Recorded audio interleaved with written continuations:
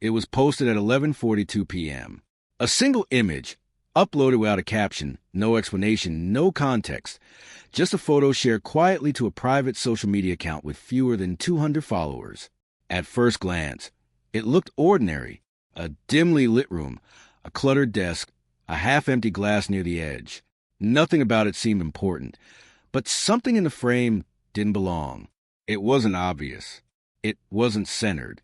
It was hidden in a reflection most people would never notice. That detail would later become the center of everything, because the image didn't just capture a moment, it captured the truth. The case began 3 days earlier when 27-year-old Daniel Okoye was reported missing. He hadn't shown up for work, hadn't replied to messages, and had gone silent online, which was unlike him. Daniel was consistent and digitally active, always posting small updates about his daily life. His sudden disappearance stood out immediately when investigators entered his apartment. Nothing looked forced or disturbed. His laptop was open on the desk. His phone was missing, which was unusual because he never went anywhere without it. The last confirmed sighting showed him leaving a cafe at 6:30 p.m. on Monday. After that, there was nothing. No transactions, no rides, no online activity. Then investigators found something unexpected. A photo.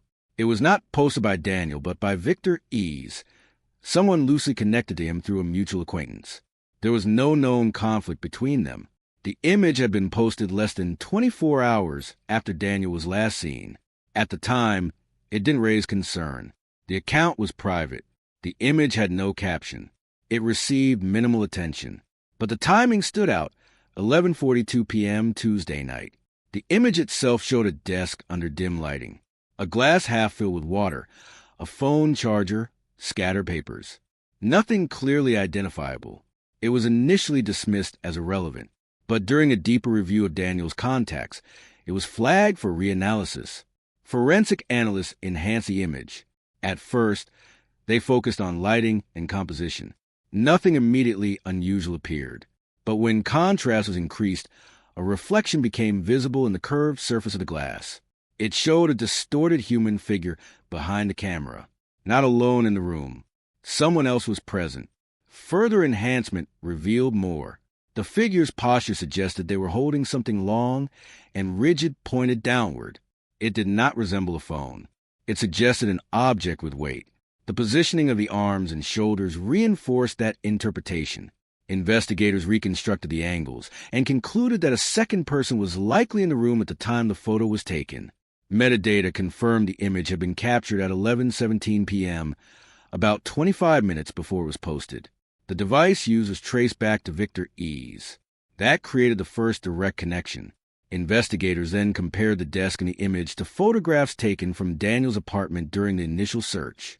The scratches, surface marks, and layout matched. The photo had been taken inside Daniel's apartment. That changed the case immediately.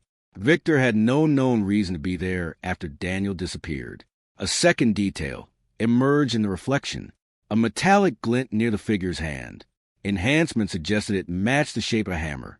That was significant because during the apartment search, a hammer had been reported missing from Daniel's tool drawer. At the time, it was considered minor. Now it was directly linked to the image. The timeline tightened further. Daniel was last seen Monday evening. Victor posted the image Tuesday night. Surveillance footage later showed a figure matching Victor entering Daniel's building at 9:08 p.m. There was no confirmed exit. The investigation escalated. Victor's phone was seized. Deleted files were recovered.